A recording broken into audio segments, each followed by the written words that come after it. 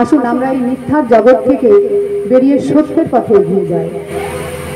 জনসংখ্যা বাড়ার ফলে পৃথিবীর উত্তপ্ত মাটি খরা হয়ে গেছে, মাটি আর মাটি নেই, এখন ধুলো হয়ে গেছে। এখন আমাদের সব থেকে গুরুত্বপূর্ণ কাজ যেটা হচ্ছে গাছ লাগানো। এই গাছই আমাদের মাটিকে উর্বর করে।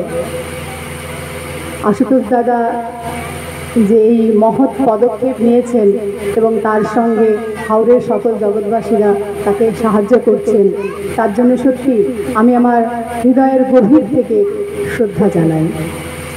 আমার মাটির উপরেই লেখা নিজের সুর ও নিজের কথায় একটি গান আপনাদের শোনাতে যাচ্ছি।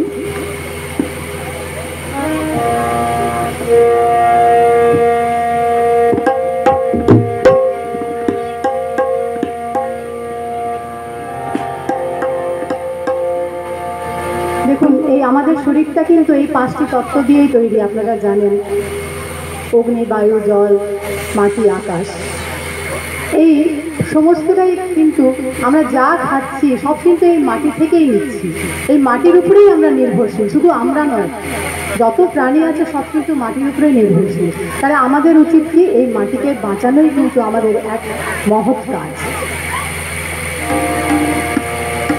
আমিও মাটি, তুমিও মাটি, মাটি সারা জগৎটা।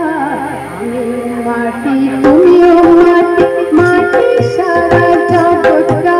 পঞ্চতত্ত্বে তৈরি শরীরটাই মাটি হলো একটা, মাটি হলো একটা।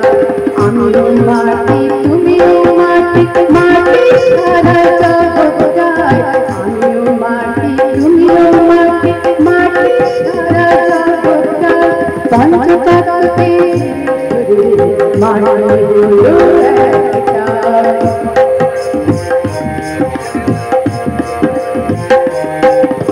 জনসংখ্যা বাড়ল যখন অন্নভাব শুরু হলো।